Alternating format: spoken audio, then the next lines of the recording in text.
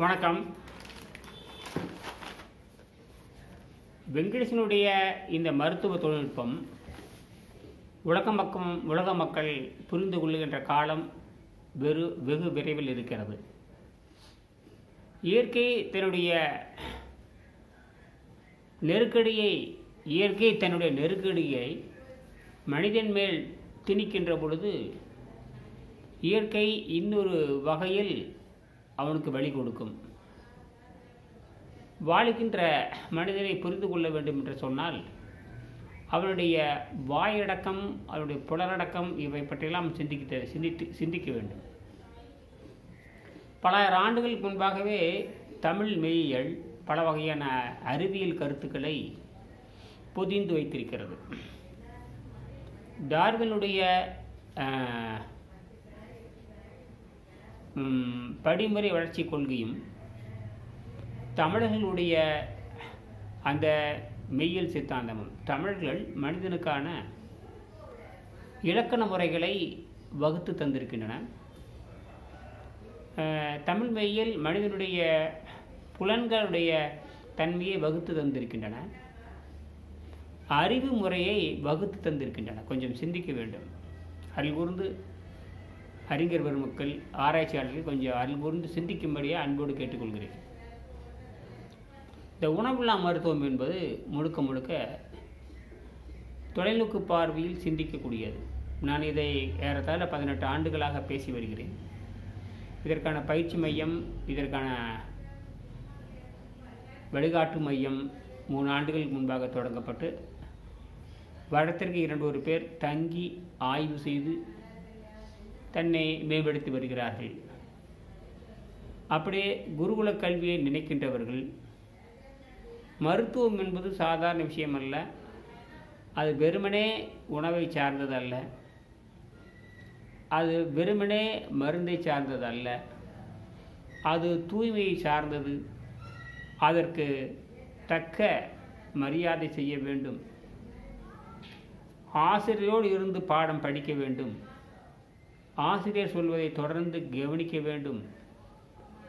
அப்பொழுதுதான் நாம் நோயற்ற வாழ்வை பெற முடியும் என்ற நம்பிக்கை இருக்கிறவங்க மட்டும் நீங்கள் முயற்சி செய்யலாம். வெறுமனே ஆர்வத்தில் இருக்கிறவங்க படிக்கலாம். ஆர்வம் என்பது வேறு, தொடர்ந்து கடைப்பிடித்தல் என்பது வேறு, அல்லது விட்டு செய்தல் என்பது. நான் கூட தொடர்ந்தெல்லாம் செய்கிறதில்லை, விட்டு தான் செய்கிறேன். நான் தொடர்ந்து இந்த உடம்பை நான் பழக்கப்படுத்தி கொண்டிருக்கிறேன். நாம் இந்த உணவு என்கின்ற போதையிலிருந்து நாம் விடுதலை பெற்றாக வேண்டும். உணவை போதை என்றுதான் தமிழ் மெய்யியல் கூறுகிறது. உணவு விஷம் என்று மேற்கு நாட்டு அறிவியல் சொல்கிறது. மேற்கு நாட்டு அறிவியல் கூட விஷம் என்றுதான் சொல்லுகிறது. அதே நேரத்தில் வேறு வகையில் உணவை சக்தி என்று சொல்கிறது. இன்னொரு வகையில் உணவை விஷம் என்று சொல்கிறது. நாம் அடிசில் திரளை என்று சொல்கிறோம். போதைப் பொருள் அத்தனையும் அடிசில் திரளை தான். பலகார பண்டங்கள் அத்தனையும் அடிசில் என்று சொல்வோம். நல்ல அடிசில் திரளை அப்படிம்பாங்க. அடிசில் திரளை என்றெல்லாம் பலகாரங்களை தான் அடிசில் திரளை என்று சொல்வோம். அடிசில் திரளை என்று சொன்னால் உணவு பண்டங்கள், பதார்த்தங்கள், இப்படியெல்லாம் நம் செயற்கையாக உண்டாக்கிய இதெல்லாம். இயற்கையாகவே நாம் கனிகளை பேசுகிறோம். அதை அடிசில் திரளை என்று சொல்வதில்லை, இயற்கை கனிகள் என்று சொல்கிறோம். ஆக இயற்கையாக இருக்கிற கனிகளையெல்லாம் அப்படி சொல்வதில்லை. நல்லா புரிஞ்சுக்கணும். ஆகினால எதுவாக இருந்தாலும் உணவு என்பது அது எப்படி மனதை பாதிக்கிறது, உணவு என்பது அது எப்படி உடலை பாதிக்கிறது என்றெல்லாம் யோசிக்க வேண்டும். இதெல்லாம் கடந்த 2000 ஆண்டுகளுக்கு மறந்து தொலைத்த காரணத்தினால் நாம் செய்கின்ற உணவு பழக்கம் வாய்ப்பழக்கம். இப்போ வாய்ப்பழக்கம்னு சொல்லுவாங்க.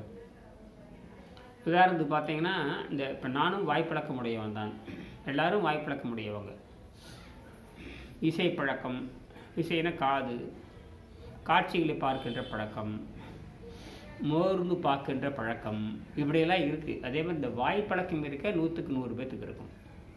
ஏதாவது ஒன்று தின்னு கொண்டே இருப்பது, விலங்குகளைப் போல அரைத்து கொண்டே இருப்பது, அதிகமாக உணவை தின்னுகின்ற, எப்பொழுதும் மறைத்து கொண்டே இருக்கிற, எப்பொழுதும் உணவை மேய்ந்து கொண்டே இருக்கிறேன்னு சொன்னால் பன்றிகள் என்று சொல்லலாம், அல்லது யானைகள் என்றெல்லாம் சொல்லலாம். இப்படிதான் தொடர்ந்து அழிவிலேயே இருக்கும், அழிவு செஞ்சுக்கிட்டே இருக்கு. யானைகள் தொடர்ந்து இப்படி, அது அதனுடைய இயல்பு பழக்கம். ஆனால் இங்கே தான் நாம் அந்த ஜீரண நீரை நாம் கொஞ்சம் புரிந்து கொள்ள வேண்டும். விலங்குகள் ஜீரண நீரை கட்டுப்படுத்த முடியாது. விலங்குகள் எந்த காலத்தில் விலங்குகள் ஜீரண நீரை கட்டுப்படுத்திக் கொள்ள முடியாது.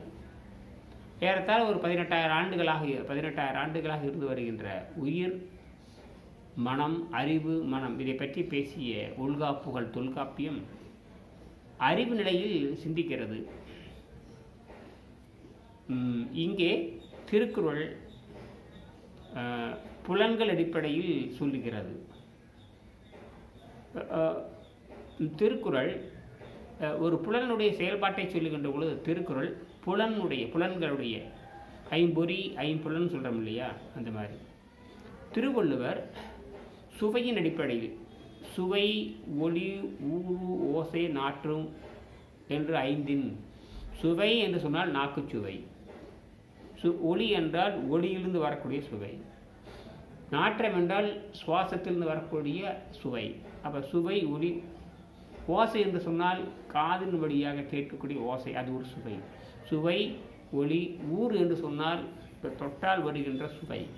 இப்போ சுவை, ஒளி, ஊறு, ஓசை, நாற்றம், இந்த 5 சுவையும் திருவள்ளுவர் சொல்கிறார். இங்கே தான் நாம் புரிந்து கொள்ள வேண்டும். இந்த விண்வெளி மருத்துவம் என்பது வேறு ஒன்றும் இல்லை. விண்வெளி சக்தியை இந்த உடம்பு எப்படி மாற்றிக்கொண்டிருப்பது என்று புரிந்து கொள்ள வேண்டும். பரிணாம சித்தாந்தத்தின்படியும் மனிதனுடைய மரபணு டிஎன்ஏ என்று சொல்லக்கூடிய டைஆக்சிரிபோ நியூக்ளிக் ஆசிட் என்று சொல்கிறார்கள்.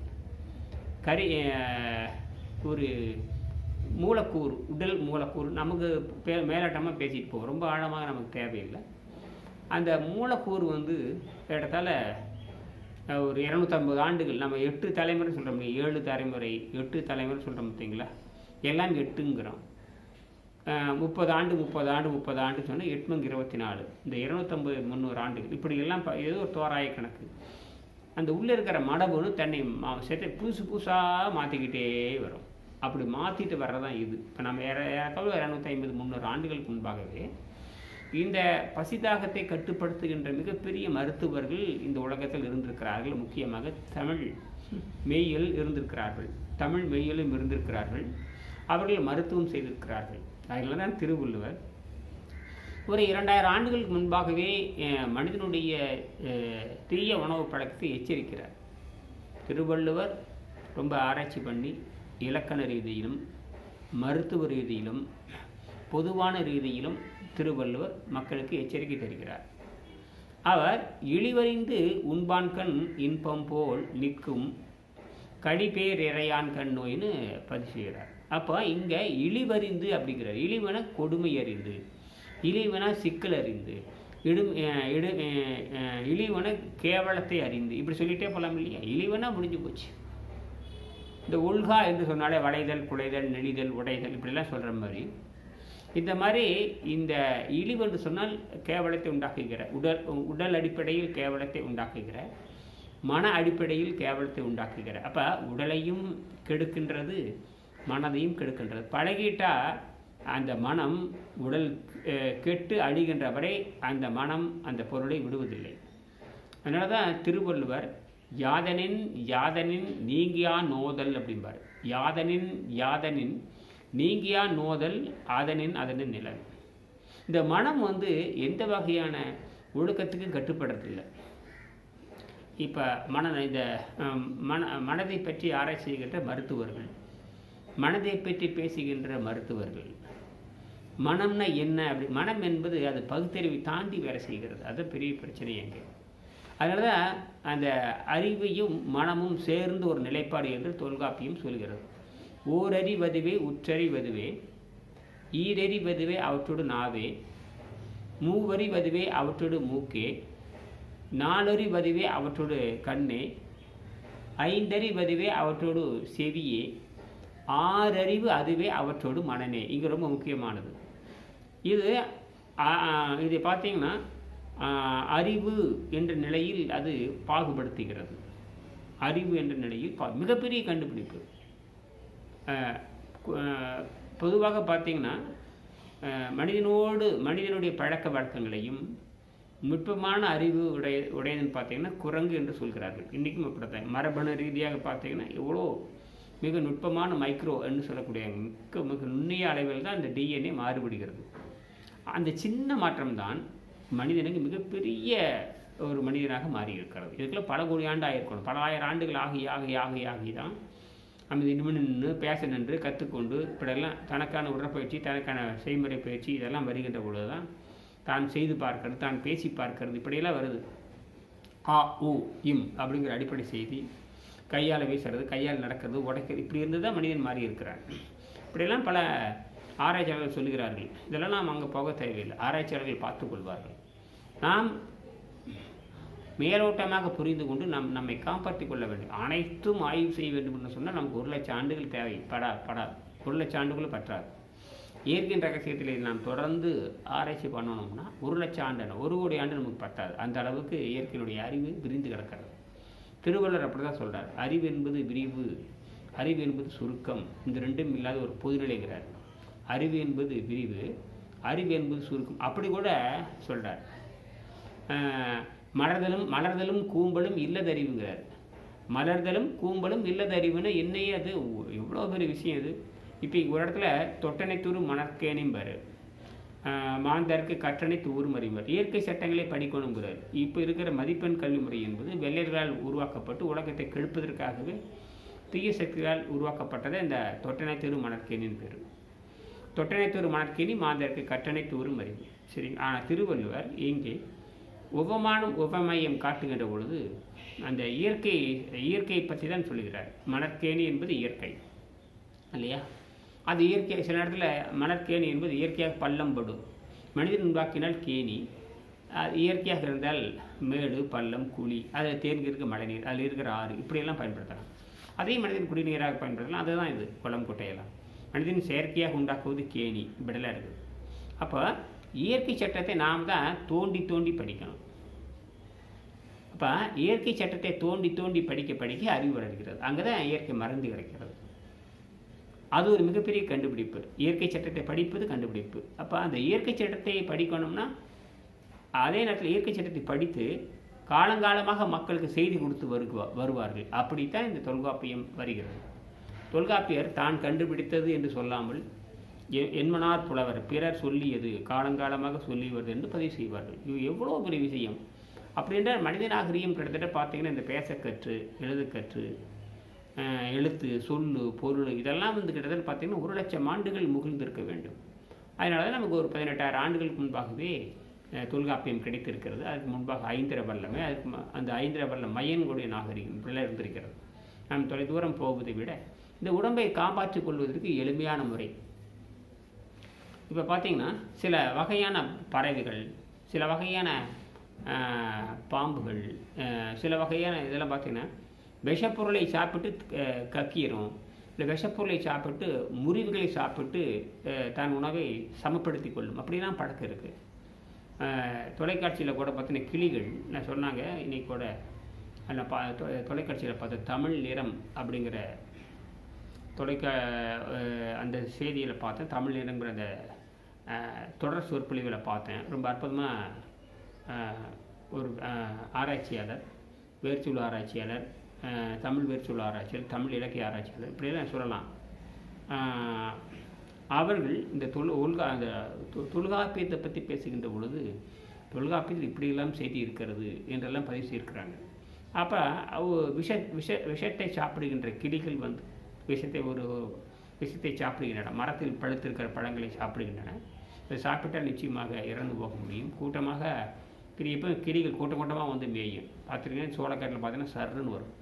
அதே மாதிரி அந்த விஷப்பழங்களை சாப்பிட்டு விட்டு அப்படியே கூட்டமாக பறந்து சென்று இன்னொரு ஒரு மூலிகை, ஒரு புல்லுன்னு வச்சுக்கலாம், ஏதோ அந்த தலையை உடனே அது சாப்பிடுகின்றன. இங்கே சாப்பிட்டது விஷம் அங்கே போய் அந்த கீழே இருக்கிற தடைகளையோ இந்த செடியில் இருக்கிற தடைகளை பறித்து சாப்பிடுது, கொத்தி சாப்பிடுது. இங்கே பழம் சாப்பிட்டு அங்கே மூலிகை சாப்பிட்டு சரி செய்து கொடுக்குறது. பழம் என்பது இங்கே விஷம், அங்கே மூலிகையை சாப்பிட்டு அந்த விஷத்தை முறித்து கொள்கிறது. இதெல்லாம் அந்த கிளிகளுக்கு தெரிந்திருக்கிறது. அப்போ என்று சொன்னால் பல கோடி ஆண்டுகளாக அது மரபில் இருக்கிறது. ஒரு குருவி எப்படி கூடு கட்ட தெரிகிறது என்பதை போலத்தான். குருவி யாரும் பின்ன சொல்லி அவங்க அம்மா வந்து குட்டிகளுக்கு குஞ்சுகளுக்கு சொல்லித் தருவதில்லை. அது மரபணுவில் பதிந்திருக்கிறப்ப எத்தனை கோடி ஆண்டாக இருக்கலாம். இதைத்தான் திருவள்ளுவர் இங்கே நீர் என்ற மருத்துவத்தை பயன்படுத்துகிறார். மனிதன் உணவு பழக்கத்துக்கு அடிமையானவன். அந்த உணவு பழக்கம் அவனை கொல்லாமல் இருப்பதற்கு தான் திருவள்ளுவர் மருந்தென வேண்டாம் யாக்கைக்கு அருந்தியது அற்றன்னு சொன்னார். ஆகையினால அந்த உணவு பழக்கத்தினால் கெட்டுப்போன சதையை, உணவு பழக்கத்தினால் கெட்டுப்போன ரத்தத்தை, உணவு பழக்கத்தினால் கெட்டுப்போன மனதை நீர் என்ற அந்த மருந்தை அருந்தி நீங்கள் தூய்மை செய்யுங்கள் என்று சொல்லியிருக்கிறார். இது நம்ம புரிந்து கொள்ளவே முடியல. நல்ல வேளையாக வெங்கடேசன் என்கிற ஒரு மாபெரும் விஞ்ஞானி நமக்கு கிட்டத்தட்ட ஒரு 25 ஆண்டுக்கு முன்பாக சொந்தமாக ஆராய்ச்சி பண்ணி இதற்கான நூலை நமக்கு கொடுத்திருக்கிறார். ஆக அதில் கூர்ந்து நீங்கள் இதை சிந்திக்கும்படி கேட்டுக்கொள்கிறேன். ஆகையினால இது பொதுமக்களிடையே ஆதரவு பெறவில்லை. நான் கடந்த 18 ஆண்டுகளாக இந்த புத்தகத்தை மக்களுக்கு அனுப்பி வருகிறேன். இப்பொழுது கோவை விஜயா பதிப்பகம், கோவை விஜயா பதிப்பகத்தில், அதை கோயம்புத்தூர் என்று சொல்வார்கள், கோயம்புத்தூர் விஜயா பதிப்பகத்தில் இந்த புத்தகம் கிடைக்கிறது. நீங்கள் வாங்கி படித்துக் கொள்ளலாம். ஆர்வம் இருக்கிற வாங்கி படித்துக் கொள்ளலாம். ஆனால் இதுக்கு மரியாதை செய்யணும்னு நினைக்கிறவங்க 6 மாதமும் 12 ஆண்டுகளும் வழிகாட்டல் இருந்தால் தான் செய்ய முடியும். இல்லை என்றால் நீங்கள் உங்களால் யாராலும் செய்ய முடியாது. தனிமையில் இருந்து மனதை பற்றி தனிமையில் சிந்திக்க வேண்டும், மனதை பற்றி ஆராய்ச்சி செய்ய வேண்டும், ஒரு உணவை பற்றி ஆராய்ச்சி செய்ய வேண்டும், நேரடியாக இறங்க வேண்டும். அதனால் ஆர்வமுடையவங்க அவங்க படிச்சுக்கிட்டு நேரடியாக கல்லூரி சேர்ந்தால் மட்டும்தான். ஏன்னா இங்கே வந்து குருகுல கல்வி வேண்டும் என்று சொல்லியிருக்காரு. குருகுல கல்வி எங்கே இருக்கிறது? அதனால தான் நான் இதை மருத்துவமாக மாற்றியிருக்கிறேன். குருகுல கல்வியில் என்ன 2ஆம் வரணும், கல்வியில் என்ன வரணும்? பொறியியல் வரலாம், கல்வியில் மருத்துவம் வரலாம். அதானே இப்போ பொறியியல் மருத்துவம் ரெண்டும் சேர்ந்தது தான் இந்த யோக மருத்துவம் என்கின்ற விண்வெளி மருத்துவம். அதற்கான கல்லூரி தொடங்கப்பட்டிருக்கிற சின்ன அளவில். குருகுல கல்வி என்று சொன்னால் நேரடியாக செய்முறை தான். எதுவுமே எழுத்து தேர்வு முறை எதுவுமே கிடையாது. இந்த புத்தகத்தை படிக்கிறீங்க, செய்கிறீங்க, செஞ்சு காட்டுறீங்க, 12 ஆண்டுகள் பின்பற்றுகிறீங்க. பழக்கம் மீண்டும் 12 ஆண்டுகள் பழக்கப்படுத்த வேண்டும். ஒரு நாள் 2 நாளில் இந்த உடம்பு பழக்காது. ஏன்னா மனம் என்கிற இந்த விபச்சாரியானவள், நாட்கு என்கிற இந்த விபச்சாரியானது எப்பொழுதுமே தீய உணவுகளை நினைத்து கொண்டே இருக்கும். ஆக அதற்கு உங்களுக்கு வழிகாட்டுகின்ற ஆசிரியர் வேண்டும், இல்லைன்னு முடியாது. ஆசிரியர் என்பவன் அந்த உணவு பழக்கத்தை ஆராய்ச்சி பண்ணி சொல்லிக் கொடுத்துட்டே இருக்கணும். ஆசிரியரும் அந்த பழக்கத்தில் இருக்கிறவனாக இருக்க வேண்டும். சொல்லுகின்றவன் குறைஞ்சபட்சம் செய்கின்றவனாக இருக்க வேண்டும். பெருசாக சொல்லி சிறுசாவது செய்யணும். புரியுதுங்களா? பெருசாக சொல்லி உலகளவில் செய்கிறேன் என்று சொல்லி ஒரு உருண்டை அளவில், சின்ன உருண்டை அளவு செஞ்சு காட்டணும். செய்கிறேன்னு இந்த அரசியல்வாதிகள் மாறியும், செய்கிறேன்னு இந்த சாதியவாதிகள் மாறியும், செய்கிறேன்னு சொல்லக்கூடிய மதவாதிகள் மாதிரி இருக்கக்கூடாது. மதம் என்பது மனிதனுக்கு நன்மையே செய்யாது. சாதி என்பது மனிதனுக்கு நன்மையே செய்யாது. அரசியல் அது சுட்டுக்கொலை செய்தான் பார்க்கும். இதெல்லாம் வந்து இந்த மூன்றும் ஒரு கூட்டு, மதம் சாதி அரசியல் மூணுமே கூட்டு களவாணிகள். மதம் என்கிற ஒரு கூட்டு களவாணி, அப்புறம் மதம் என்கின்ற அரசியல் இந்த சாதி என்கிற ஒரு கூட்டு களவாணி, அப்புறம் வந்து அரசியல் என்பது கூட்டு களவாணி. இதெல்லாம் வந்து மனிதனுக்கு நல்லதே செய்கிறதில்லை. எது நல்லது செய்யணும்னு கேட்டிங்கன்னா குடவோலை முறை மனிதனுக்கு நல்லது செய்யும். எது நல்லது செய்யணும்னு கேட்டிங்கன்னா பண்டமாற்று முறை மனிதனுக்கு நல்லது செய்யும். எது நல்லது செய்யணும்னு கேட்டிங்கன்னா குருகுல கல்வி முறை. இது ஆசான் வழி கல்வின்னு பேர். இந்த ஆசான் வழி கல்வி ஆசானோடு இருந்து கற்றுக்கொள்கிற கல்வி. இன்றைக்கி அத்தனையும் பார்த்திங்கன்னா தேர்வு முறை கல்வி, அப்புறம் வந்து கணிப்பொறி முறை கல்வி, இப்படி ஒன்றுக்கும் பயன்படாத கல்வி தான். அதனால தான் குழந்தைகள் அடிமைகளாக இருக்கிறார்கள். குறிப்பாக தாய்மொழி மறந்த பாவிகளாக இருக்கிறார்கள். தாய்மொழியை மறந்து எங்கேயோ 5000 கிலோமீட்டருக்கு அப்பால் இருக்கிற ஒரு மொழியை பிடித்தால் அறிவு வளரும் என்றெல்லாம் தவறாக சொல்லி, ஏதாவது ஒரு மொழியை படித்தால் எந்த மொழியை படித்தாலும் அறிவு வளரப்போவதில்லை. தானாக சிந்திக்க வேண்டும், பிறர் சொல்வதை கேட்க வேண்டும். அதுதான் அறிவு. அதுதான் திருவள்ளுவர் இந்த உள்வேற்பர் ஒல்லியவர்னு சொல்லுவார். அதாவது பொல்லன ஆங்கே புறம் வேறார், காலம் பார்த்து உள்வேற்பவர் ஒல்லியவர் சொல்லுவார். ஆக அந்த உள்ளே வேர்த்து வெளியே வர வேண்டும். அதுதான் ஒடியும்பார். அது போட்டு புத்தகம் படித்து அறிவு வர்றாங்க. புத்தகம் படித்தா என்ன செய்முறை செஞ்சு பார்க்கணும்.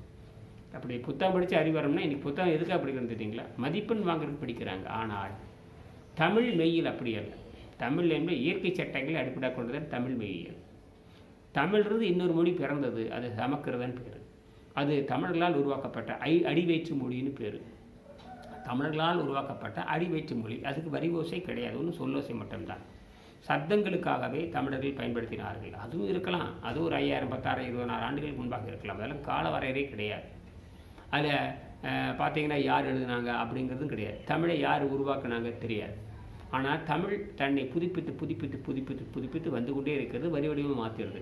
வெவ்வேறு வடிவமாக இருந்து இப்போ நாம் காணுகின்ற எழுத்து வடிவம் என்பது வேறு, 10,000 ஆண்டு 20,000 ஆண்டுகளுக்கு முன்னாக இருந்த எழுத்து வடிவம் என்பது வேறு. இதெல்லாம் உங்களுக்கு தெரியும், நான் ஆழமாக போகலை.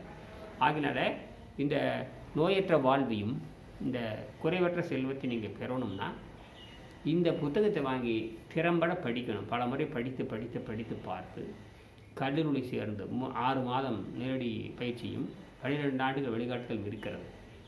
குறைஞ்சபட்சம் இது வசதி, இப்போ தற்காலிகமாக குறைஞ்சபட்சம் வசதி வாய்ப்பு இருக்கிறவங்க தான் இது படிக்க முடியும். ஏன்னா இப்போ போலி வசதி வாய்ப்புகள் நான் சொல்கிறது எல்லாமே போலி வசதி ஆகிடுது. அந்த போலி வசதி வாய்ப்பு இருக்கிறவங்க தான் இது படிக்க முடியும். அதற்கு அப்புறம் தான் உண்மை உணர்ந்து அரசாங்கமும் பொதுமக்களும் வசதி வாய்ப்பு இருக்கிறவங்களும் இதை ஆதரிக்கும் பொழுது தான் இது அனைவருக்கும் கிடைக்கிற மாதிரி இருக்கும். ஒரு வழியே கிடையாது. அதனால தான் ஆராய்ச்சி அடிப்படையில் சேருகின்றவர்கள் மட்டும்தான் இது சொல்லித்தர முடியும். திட்டமிட்டு மெல்ல மெல்ல முன்னேறணும்னு நினைக்கிறவங்களுக்கு மட்டும்தான் சொல்லித்தர முடியும். தற்காலிகமாக பொருள் வசதியும் அருள் வசதியும் இருக்க வேண்டும். நல்லதுக்காக கைப்பொருள் செலவுன்னு நினைக்கிறவங்க, ஏன்னா ஆரோக்கியம் என்பது 10 லட்சம் 1 கோடியெல்லாம் அது கிடையவே கிடையாது. இப்போ நீங்கள் கால் செதஞ்சதுக்கப்புறம், உடம்பு அழுகி போனதுக்கப்புறம், புற்றுநோய் வந்ததுக்கப்புறம் 10 கோடி தர்றேன் செலவு பண்ணு காப்பாற்றுங்கன்னு சொன்னால் முடியாது. அப்படி செலவு பண்ணுறீங்க எல்லாருமே. ஆனால் வருமுன்னர் காப்பதற்கு செலவு செய்ய இந்த மனம் இடம் கொடுப்பதில்லை. வருமுன்னர் காப்பதற்கு செலவு செய்ய இந்த மனம் இடம் கொடுப்பதில்லை. அழிந்து போகின்ற நிலைக்கு வருகின்ற பொழுது இந்த மனம் என்கிற ஒரு விபச்சாரியானவள் உடம்பை பயன்படுத்த வேண்டும் என்பதற்காகவே ஒரு தவறான ஒப்புதலை கொடுத்து ஏதாவது விற்று இந்த உடம்பை காப்பாற்று, ஏதாவது விற்று இந்த நோயை காப்பாற்றுன்னு அப்போ தான் அது உத்தரவு கொடுக்குது. புரியுதுங்களா? அப்போ அப்படி இன்னைக்கு உடம்பு கெட்டு போய் அழுகி போனவங்களை 10 கோடி எத்தனை மருத்துவர்கள், எத்தனை அரசியல்வாதிகள் உடம்பு கெட்டு அழுகி போய் பணமாட்டு இருக்கிறாங்க. இருக்கிற வடநாட்டில் இருக்கிற மந்திரிகளும் சரி, தென்னாட்டில் இருக்கிற மந்திரி ஒருத்தர் கூட இழைத்திருப்பார் இல்லை. எல்லாம் போண்டா திணிகள் தான். மூஞ்சி பார்த்தா அவ்வளோ அருவறுப்பாக இருக்குது, உடம்புல பார்த்தா அவ்வளோ அருவறுப்பாக இருக்குது. அவ்வளோ இந்த உடம்பு இழைத்து மார்பு விரிந்து உடுக்கை போல் இடை அந்த மாதிரி இருக்க வேண்டும். இதுதான் மார்பு சுற்றளவை விட இருப்பு சுற்றளவு 2 அங்குலம் குறைவாக இருக்க வேண்டும். ஒரு மந்திரிகளுக்கு அந்த தகுதி கிடையாது. புரியுது? அப்பேற்பட்ட கேவலமாகத்தான் இந்த மக்கள் இருக்கிறார்கள். மக்கள் எப்படியோ, மந்திரிகள் எப்படியோ, மக்களும் அப்படிதான். ஆகையினால இதெல்லாம் புரிஞ்சுக்கிட்டு, இந்த கல்வி முறையை புரிஞ்சுக்கிட்டு நோயற்ற வாழ்வு வாழ்றதுக்கு யார் உண்மையாலும் நோயற்ற வாழ்வுன்னு என்ன? அது உடலும் மனமும் அடிப்படையாக கொண்டது. வெள்ளையர்கள் ஒரு நாளும் மருந்தை கொடுத்து நோய் நல்லாகும் என்று சொன்னதே கிடையாது. ஆங்கிலம் படித்தால் அறிவு வரும் என்று வெள்ளையர்கள் சொன்னவே கிடையாது. ஆங்கிலம் படித்தால் அறிவு வரும் என்று மேற்கு நாட்டு உலகம் எதுவும் சொல்லவும் இல்லை. நாமளாகவே கற்பனை பண்ணி கொண்டு தமிழ் படித்தால் நல்லது, சமஸ்கிருதம் படித்தால் நல்லது, இந்து படித்தால் தப்பாக கற்பனை பண்ணுறோம். ஆனால் அறிவு என்பது அதுவால் அல்ல.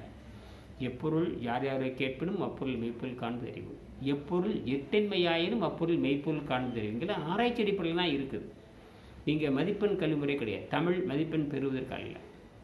தமிழ் மதிப்பெண் பெறுவதற்காக இயற்கை உருவாக்கப்படவில்லை. இயற்கை அறிவதற்கு தான் அது மொழியை பயன்படுத்துகிறது. இயற்கை அறிய வேண்டும் என்பதற்காகத்தான் மொழியை பயன்படுத்துகிறது. நல்ல வேளையாக எனக்கு என்னுடைய தாய்மொழி தமிழாகவும் இருக்கிறது.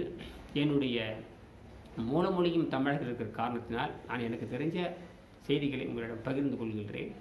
நோயற்ற வாழ்வு வாழ வேண்டும் என்று சொன்னால் காலை முதல் மாலை வரை வழக்கம் போல் நீரை மருந்தாக அருந்தி, மாலை ஒருவேளை மட்டும் வேண்டிய அளவு வேக வைத்த கீரை அல்லது காய்கறிகளை மலச்சிக்கல் நீங்கள் உண்டு வர வேண்டும். அப்பொழுதுதான் இது மேன்மை பெற முடியும். இன்னும் பல வழிகள் இருக்கின்றன, ஆயிரக்கணக்கான வழிகள் இருக்கின்றன. நான் 2 வரிகளை சொல்லிக்கொண்டு எப்படி இதை நீங்கள் செய்ய முடியும் என்று நான் சொல்லுகிறேன். வெங்கடேசன் என்கிற ஒரு மாபெரும் விஞ்ஞானி, அவர் என்ன சொல்கிறார் என்று சொன்னால், தனிமையிலிருந்து செய்ய வேண்டும்ங்கிறார். அதற்கு வள்ளலாருடைய கருத்தை பயன்படுத்துகிறார். பசித்திரு, தனித்திரு, விழித்திரு, அதையும் நீங்கள் பயன்படுத்தி நீங்கள் முன்னேறலாம். விளக்கம் பெற வேண்டும், தங்கி படிக்க வேண்டும், 12 ஆண்டுகள் ஆராய்ச்சி செய்ய வேண்டும் என்பவர்கள் தொடர்பு கொள்ளலாம். நன்றி, வணக்கம்.